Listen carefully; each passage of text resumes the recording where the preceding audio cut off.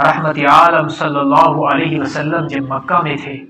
شروع میں جب آپ نے لوگوں کو اسلام کی طرف بلایا، چند گنے چنے لوگ تھے جنہوں نے آپ کی دعوت پر لبیک کیا۔ حضرت ابوبکر صدیق رضی اللہ عنہ، حضرت خدیجہ الکبریٰ رضی اللہ عنہا، حضرت علی المرتضی رضی اللہ عنہ اور حضرت زید بن حارث رضی اللہ عنہ۔ یہ چار لوگ تھے جنہوں نے سب سے پہلے اسلام قبول کیا۔ یہ گنے چنے لوگ تھے، لیکن آپ صلی اللہ علیہ وسلم کی اخلاق کریمانہ کا وہ جذبہ اور آپ کے وہ کردار اور آپ کی بلند حوصلگی، جب اس پر محنت آپ صلی اللہ علیہ وسلم نے مزید فرمائی تو کچھ ہی برسوں کے اندر وہ لوگ جو اسلام کو مٹانے کے در پہ تھے، جن کے بارے میں اللہ نے فرمایا یریدون لیطفئوا نور اللہ بافواہہم، یہ اللہ کے اس نور کو بجھانا چاہتے ہیں، جن کی سازشوں کے بارے میں حق تعالی نے فرمایا وَإِن كَانَ مَكْرُهُمْ لِتَزُولَ مِنْهُ الْجِبَالُ، انہوں نے ایسی تدبیریں کی، ایسے پلان بنائے کہ ان پلانوں کے ذریعے سے پہاڑ بھی ہل سکتے تھے۔ ایسے لوگ جو دین کو مٹانے کے در پہ تھے اور طاقت انہی کے ساتھ، اختیارات بھی انہی کے پاس، مسلمان کھلے طور پر نہ تو عبادت کر سکتے تھے، نہ حرم میں آ سکتے تھے، نہ کسی کو دین کی طرف بلا سکتے تھے، نہ نماز کسی کو سکھا سکتے تھے، نہ قرآن کی تلاوت زور سے کر سکتے تھے۔ یہ حال تھا مسلمانوں کا، اور اسی کو اللہ نے بیان فرمایا